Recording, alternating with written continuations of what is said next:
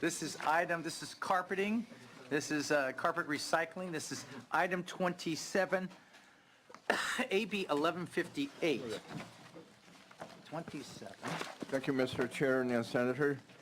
First of all, I'd like to start off by accepting the amendment recommended by the committee and thank the committee staff for all their hard work. AB 1158 will create a stakeholder advisory group to provide recommendation to improve the current carpet stewardship program. The bill will also set a 24% recycling goal by 2020 and allow the Cal Recycle to establish rate by 2023. And the 2020 target is consistent with the most recent submitted plan by the current stewardship organization, CARE. In addition, AB 1158 protect consumer by clarifying that fees collected at the point of sale to fund the current carpet stewardship program cannot be used to sue the state, pay penalties, or fund activities that are not recycling related. AB 1158 make meaningful but reasonable changes to California carpet recycling program, which was created in 2010 through legislation authored by then Speaker Perez. This program will help to carpet out of the landfill, increase in recycling, and protect California consumers that are funding the program. I'm committed to continue working with all the stakeholders. I want to acknowledge the concern of the International Union Painters and Allied Trade on behalf of the floor covering installer and their management. Many of and partners as well, and thank them for agreeing to work with me and the administration as we move forward. Again, I wanted to reiterate that we were not going to set the goal until 2023. So hopefully by then, all the pipeline contract negotiation be all fleshed out. I'm fully committed to making sure that the Painters Union and their industry partners participate in all stakeholder meetings and to develop a plan to ensure there's no negative impact on the floor covering installers and their jobs. And joining me today is Heidi Sanborn with the National Stewardship Action Council, which is the sponsor of this bill. Let's hope that the manufacturers all get together with their proposals by October and that within 60 days we do have a plan or plans that are approved. That would be a good start as we go forward. But please. Exactly. We just want a working program. Good afternoon, honorable chair and members. My name is Heidi Sanborn. I'm the director for the National Stewardship Action Council, the sponsor of the bill. I'd like to thank Assemblymember Chu for his hard work on the bill and also the committee staff for your thorough analysis and amendments. Our goal in advancing the bill is to improve California's carpet recycling program so that we can reach our recycling goals, which leads to reduced greenhouse gas emissions while creating jobs. These outcomes were described in a 2012 study done by UC Berkeley for Cal Recycle that concluded that with only partial program improvements, we could reduce GHG significantly and create an estimated 800 jobs. Some examples of jobs already created are LA Fiber in Vernon has added 27 jobs, and in Rancho Cucamonga, there's going to be a new plant for XT Green of 100 plus jobs and 16 new jobs in Lincoln. Our goal in advancing the legislation is not to dismiss the efforts already made to increase carpet recycling. However, it is important to note that the stewardship plans implemented have failed to achieve meaningful results, leading to Cal Recycle's enforcement actions. We don't think 1% recycling a year is adequate or meaningful, and that is why we introduced the bill. With these amendments recommended by the committee, AB 1158 does three things. It establishes a California Stakeholder Advisory Committee.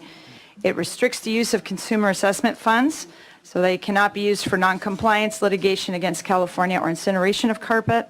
And it reforms the compliance standards. So the current measurement of continuous and meaningful improvement is vague and creates issues for the regulated and the regulator. In fact, CalRecycle has specifically asked for this legislation in a staff report from December. We believe this is a balanced approach to improving the carpet stewardship program to increase recycling, thereby reducing GHG emissions while creating more recycling and manufacturing jobs. So thank you, Mr. Chair and members, and I'm happy to answer any questions. Next witness. Mr. Chairman and members, John Latimer on behalf of Interface Americas. We are a subsidiary company in the U.S. of the world's largest commercial carpet tile company. So we are a manufacturer. We are in support of the bill as amended. I would point out that Interface has been part of the CARE Coalition and the CARE Operation Stewardship Organization since its inception. Like some of the supporters of the bill, we've been frustrated that the goals of the original legislation have not been met. We do think that more can be done. We think the bill is a modest improvement to the current statute. We do believe and expect conversations to continue with the author, the committee staff, the administration, to talk about things that are happening both at CalRecycle and negotiations with CARE, but also about ways in which, again, the program can be strengthened.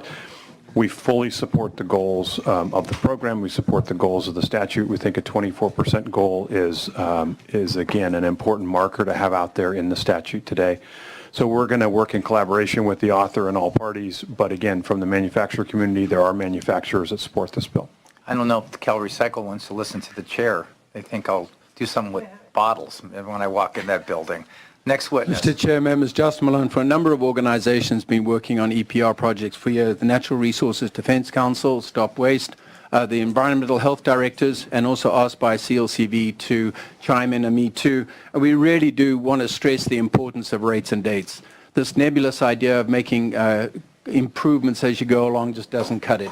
So we'd urge you to adopt the amendments that your committee proposes. Happy to work with you and everybody else, but this is a great step in the right direction. Thank you. Others in support of AB 1158. Mr. Chairman, Josh Pane on behalf of the California Refuse Recycling Council in support. Nick Lapis with Californians Against Waste and support. These are much needed reforms to this program. Thank you. Eddie Moreno on behalf of Sierra Club California and support. Bill McGavin with the Coalition for Clean Air and support of the bill as proposed to be amended. Andrea Ventura with Clean Water Action in strong support. Karen Lang on behalf of the Western Placer Waste Management Authority in support. Thank you. Mr. Chair and members, Lauren De Valencia representing Tandis Sentiva Tarkett Company. We are also one of the carpet manufacturers. We actually had a supportive amended position, but based on the committee amendments being recommended, once the amendments are in print, we would like to move to a support position. Thank you. John Mataka with the Grayson Neighborhood Council and Valley Improvement Projects. I, as a resident of a community impacted by an incinerator, strongly recommend a yes vote. I do feel strongly that there should be a goal to decrease carpet incineration as originally proposed. CARE is the steward in charge of recycling carpet in California. Under their operation, incineration has increased 16% while recycling only 6%. So they were fined $3.3 million. So please put somebody else in charge of the recycling. Thank you. Thank you. Next. Miriam Gordon on behalf of Upstream Policy Institute and the Global Alliance for Incinerator Alternatives in support. Carpet recycling increases jobs and decreases greenhouse gas emissions, but we feel that there needs to be some clarification as to whether the amendments will replace the goal articulated in the bill to decrease incineration of carpet, and would like some clarification. Thank you.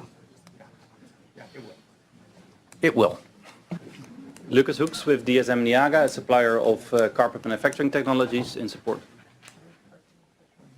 Thank you, Mr. Chair. Members, Jason Schmelzer here on behalf of the City and County of San Francisco in strong support. Mr. Chair, members, Melissa Immel on behalf of the Solid Waste Association of North America and the California Product Stewardship Council in strong support. Hi, Thomas Helm, also from Valley Improvement Projects in Stanislaus County, community affected by a trash incinerator, and I support, but would also like to see the language to not incinerate carpet as originally proposed. Thank you. Bob Lilly, in behalf of Northern California Carpet Recyclers, two different firms. I strongly support this bill. Bilalio, EWG, and support. Seeing no other carpet enthusiasts, is there opposition to AB 1158? Please come forward.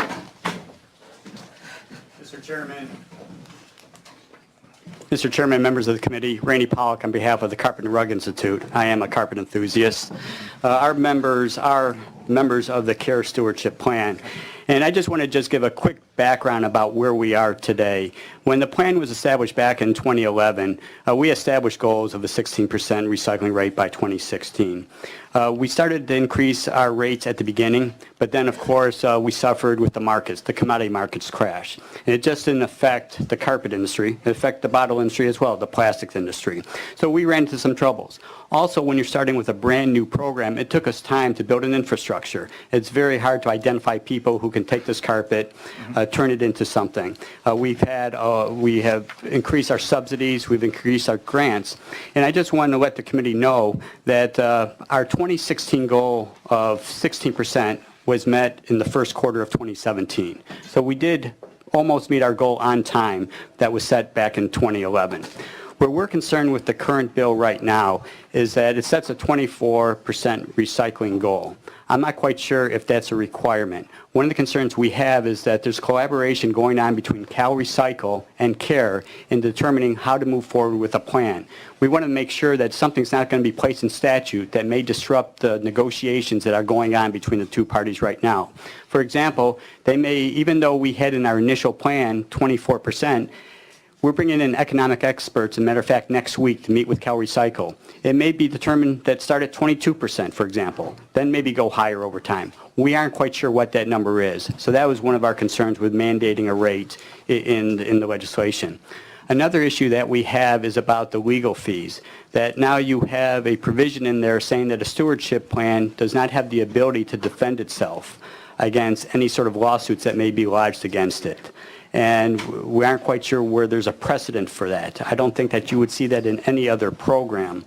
For example, if you would look at the tire fund or the tire program electronic waste, I don't think that there is, if they are sued under something, I don't think you go back to the manufacturers to try to collect the money to cover those costs. I think it's in the mattress, Lonnie Hancock's mattress bill. I think it's in there. Yeah, and so we're saying, that's one of the concerns that we have, because we think that the stewardship program should be able to defend itself against any sort of allegations that are raised against it. As to the other provisions of the bill, we just got this recently, the most recent amendments. We still oppose the bill. We support the advisory committee that we created already last year. We are supportive of that, but we're just concerned with some of the mandates that are placed in the bill right now. My name is Mike West, and I represent the Painters and Allied Trades of Northern California, District Council 16. Our general president, Kenneth Rigmaiden, is the first African-American general president in the history of the building trades. He also happens to be a floor covering installer by trade. Coming out of San Jose, California, Local 12 is the second largest floor covering local in North America, next to a local in Downey, California, which is the largest floor covering local in North America.